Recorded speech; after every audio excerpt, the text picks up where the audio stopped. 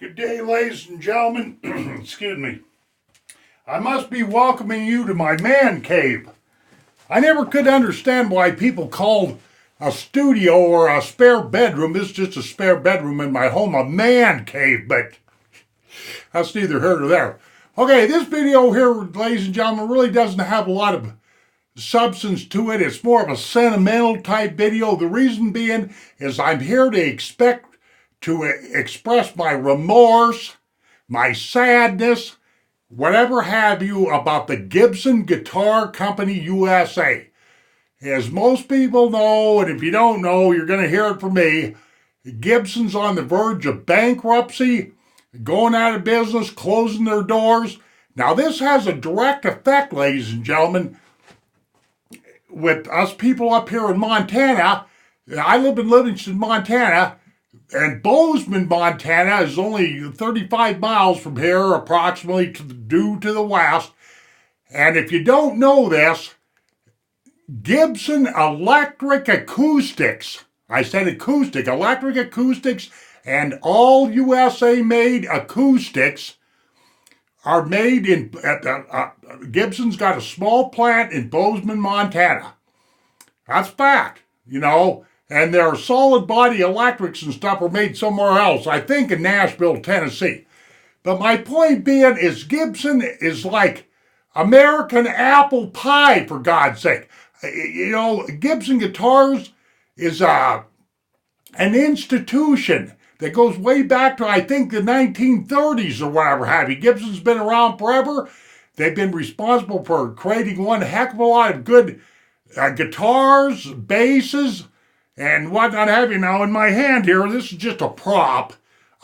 This is a 5-string Ibanez, and to be exact, this is a BTB 675M 5-string Ibanez. I was one of these kind of guys. I went through a few guitars my day. I'm a terrible guitar player, and I'm not a very good bass player, and all that stuff. But I never really could afford to buy a good USA-made Gibson, simply because they were expensive. And some of you folks know what I'm talking about.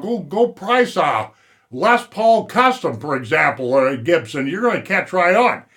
However, I did one time in my life, back in 1997, I was able to buy me a USA-made Gibson, a Flying V, a 25th anniversary Jimi Hendrix Flying V. And it was just slightly used. In fact, it was really brand new. It still had a lot of the plastic on the pick guard and everything. Because what happened is a gal over in Bozeman, Montana, won that Flying V in some kind of a raffle or a lottery or something, and she didn't want it. So she took it to a store that I know very, very well, and if you're ever in business, or in Bozeman, Montana, make sure you go visit them, and that's Music Villa. She took that Flying V into Music Villa and traded it in for like a $3,500 Taylor acoustic.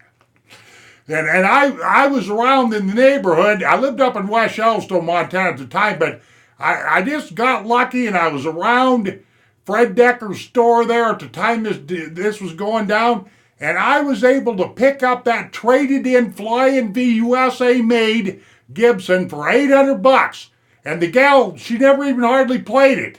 She didn't play it at all. It was still practically brand new.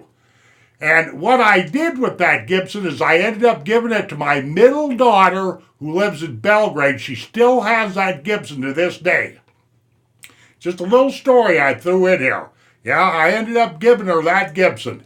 Very nice Flying V with a stop tail piece, and I think it had the gold top pickups, if I remember right. It's black and whatever have you, but I kind of wish I had that in my hands instead of this Ibanez 5-string here. But like I say, I'm not a guitar player. I'm a terrible guitar player, as a matter of fact. I just like thumping around and making noises on basses.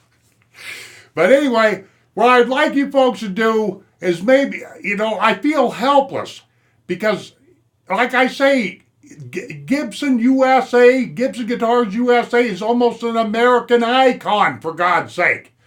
There's been tons of musicians, numerous musicians that have come down the pike and made beautiful music with Gibson instruments. But anybody that watches this video, I would, excuse me, I would kindly ask you to maybe write to Gibson, send him an email and give him an attaboy, give him some moral support or whatever have you. And if enough people here in the United States get behind Gibson, maybe they won't go bankrupt. Now, I realize that Gibson might have, made a few bad business decisions throughout the years and whatnot have you, but, I really don't want to see Gibson Guitars go down, if you know what I mean. Have to close their doors, because if they close their doors, they're going to close the doors over there at that acoustic plant in Bozeman, Montana. And I know that plant. I got a tour of that plant because I've got a 40-year-old son that used to sand on guitars, Gibson Guitars. He used to work there. And so he let me in the door one day, and I got to tour that factory. It was very, very interesting.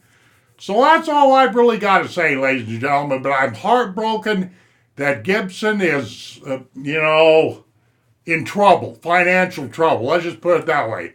Okay, that's really all I got to say. Thank you very much for watching the video. And, institutions like Gibson go down and the music goes down, well, the quality of life goes down. Thank you for watching the video. I'll see you on down the trail and have a nice day.